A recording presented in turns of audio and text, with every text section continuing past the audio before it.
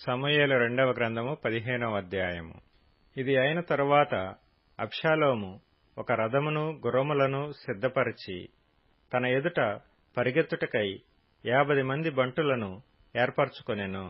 ఉదయముననే లేచి బయలుదేరి పట్టణము యొక్క గుమ్మపు మార్గమందు ఒక తట్టున నిలిచి రాజు చేత తీర్పు నొందుటకై వ్యాజ్యమాడు వారెవరైనను వచ్చియుండగా కనిపెట్టి వారిని పిలిచి, నీవు ఏ ఊరి వాడివని అడుగుచుండెను.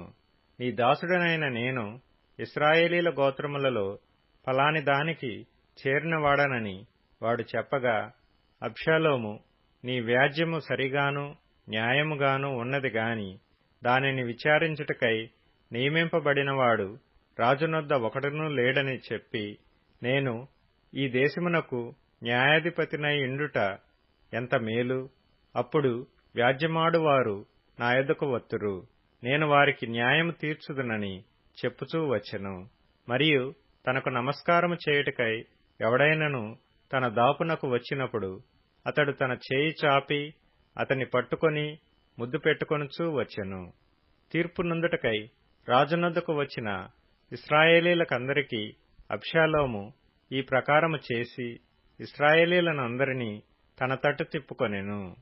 4 సంవత్సరములు జరిగిన మీదట అబ్షాలోము రాజునొద్దకు వచ్చి, నీ దాసుడనైన నేను సిరియా దేశమునందలి గెషూరునందుండగా యెహోవా నన్ను యెరూషలేమునకు తిరిగి రప్పించిన ఎడల నేను ఆయనను సేవించెదనని మ్రొక్కుకొంటిని గనుక నేను హెబ్రోనునకు పోయి యెహోవాకు నేను మ్రొక్కుకొనిన మ్రొక్కుబడి తీర్చుకొనుటకు నాకు సెలవిమ్మని మనవి చేయగా, రాజు సుఖముగా పొమ్మని సెలవిచ్చిన గనుక అతడు లేచి హెబ్రోనునకు పోయెను. అబ్షాలోము, మీరు బాకానాదము వినునప్పుడు అబ్షాలోము హెబ్రోనులో ఏలుచున్నాడని కేకలు వేయుడని చెప్పుటకై ఇశ్రాయేలీల గోత్రములన్నిటి యొద్దకు వేగుల వారిని పంపెను. విందునకు పిలువబడియుండి 200 మంది యెరూషలేములో నుండి అబ్షాలోముతో కూడా బయలుదేరియుండిరి. వీరు ఏమీయూ తెలియక యథార్థమైన మనస్సుతో వెళ్లియుండిరి. మరియు బలి అర్పింపవలెననియుండి అబ్షాలోము గిలోనీయుడైన అహీతోపెలు అను దావీదు యొక్క మంత్రిని గీలో అను అతని ఊరి నుండి పిలిపించియుండెను.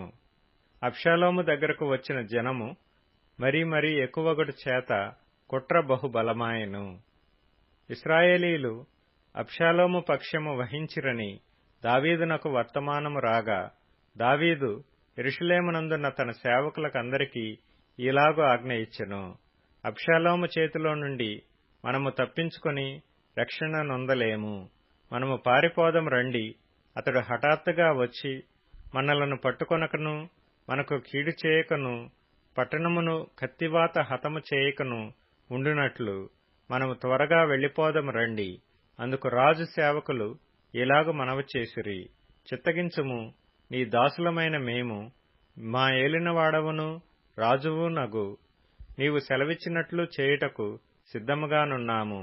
అప్పుడు రాజు నగరిని కనిపెట్టుటకై ఉపపత్నులగు 10 మందిని ఉంచిన మీదట తన ఇంటివారినందరినీ వెంటబెట్టుకుని కాలినడకను బయలుదేరెను. రాజును అతని ఇంటివారును బయలుదేరి బెత్షెర్హాకుకు వచ్చి బస చేసిరి. అతని సేవకులందరూ అతని ఇరుపార్శ్వముల నడిచిరి. కెరేతీయులందరూ పెలేతీయులందరూ గాతు నుండి వచ్చిన 600 మంది గిత్తీయులను రాజునకు ముందుగా నడుచుచుండిరి. రాజు గిత్తీయుడగు ఇత్తయిని కనుగొని, నీవు నివాస స్థలము కోరు పరదేశివై ఉన్నావు. నీవెందుకు మాతో కూడా వచ్చుచున్నావు? నీవు తిరిగిపోయి రాజున్న స్థలమున ఉండుము. నిన్ననే వచ్చిన నీకు ఎక్కడికి పోవుదుమో తెలియకయున్న మాతో కూడా ఈ తిరుగులాట ఎందుకు? నీవు తిరిగి నీ సహోదరులను తోడుకొని పొమ్ము. కృపాసత్యములు నీకు తోడుగా ఉండునుగాక అని చెప్పగా, ఇత్తయి, నేను చచ్చినను బ్రతికినను యెహోవా జీవము తోడు, నా ఏలినవాడవును రాజువు నగు నీ జీవము తోడు. ఏ స్థలమందు నా ఏలినవాడవును రాజువు నగు నీ ఉందువో ఆ స్థలమందే నీ దాసుడనైన నేనుందునని రాజుతో మనవి చేసెను. అందుకు దావీదు, అలాగైతే నీవు రావచ్చునని ఇత్తయితో సెలవిచ్చిన గనుక గిత్తీయుడగు ఇత్తయియును అతని వారందరును అతని కుటుంబీకులందరూ సాగిపోయిరి. వారు సాగిపోవుచుండగా జనులందరూ బహుగా ఏడ్చుచుండిరి. ఈ ప్రకారము వారందరూ రాజుతో కూడా కిద్రోను వాగు దాటి అరణ్య మార్గమున ప్రయాణమైపోయిరి.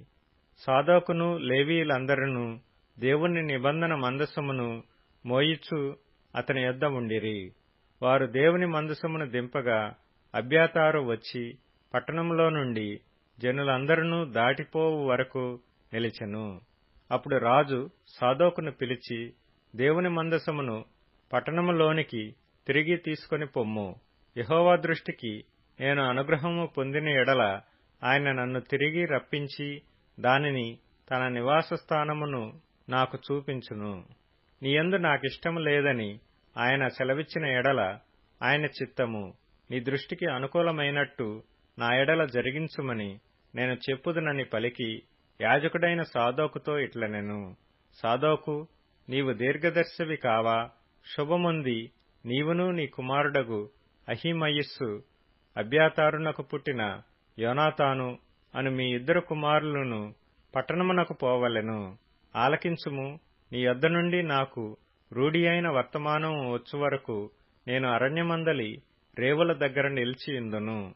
కాబట్టి సాదోకును అబ్యాతారును దేవుని మందసమును యెరూషలేమునకు తిరిగి తీసుకొని పోయి అక్కడ నిలిచిరి. అయితే దావీదు ఒలీవ చెట్ల కొండ ఎక్కుచూ ఏడ్చుచూ తల కప్పుకొని పాదరక్షలు లేకుండా కాలినడకను వెళ్లెను. అతని యొద్దనున్న జనులందరూ తలలు కప్పుకొని ఏడ్చుచూ కొండ ఎక్కిరి. అంతలో ఒకడు వచ్చి అబ్షాలోము చేసిన కుట్రలో అహీతోపెలు చేరియున్నాడని దావీదునకు తెలియచేయగా, దావీదు యెహోవా అహీతోపెలు యొక్క ఆలోచనను చెడగొట్టుమని ప్రార్థన చేసెను. దేవుని ఆరాధించు స్థలం ఒకటి ఆ కొండ మీద ఉండెను. వారు అచ్చటికి రాగా అర్కీయుడైన హూషై పై వస్త్రములు చింపుకొని తలమీద ధూళి పోసుకొని వచ్చి రాజును దర్శనము చేసెను. రాజు, నీవు నాతో కూడా వచ్చిన ఎడల నాకు భారముగా ఉందువు. నీవు పట్టణమునకు తిరిగి పోయి, రాజా, ఇంతవరకు నీ తండ్రికి నేను సేవ చేసినట్లు ఇకను నీకు సేవ చేసేదనని అబ్షాలోముతో చెప్పిన ఎడల నీవు నా పక్షపు వాడవై ఉండి అహీతోపెలు యొక్క ఆలోచనను చెడగొట్టగలవు. అక్కడ యాజకులైన సాదోకును అబ్యాతారును నీకు సహాయకులుగా నుందురు. కాబట్టి రాజనగరయందు ఏదైనను జరుగుట నీకు వినబడిన ఎడల యాజకుడైన సాదోకుతోనూ అబ్యాతారుతోనూ దాని చెప్పవలెను.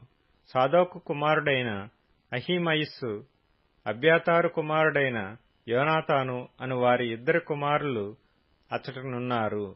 నీకు వినబడినదంతయు వారి చేత నా యొద్దకు వర్తమానము చేయమని చెప్పి అతనిని పంపివేసెను. దావీదు స్నేహితుడైన హూషై పట్టణమునకు వచ్చుచుండగా అబ్షాలోమును యెరూషలేము చేరెను.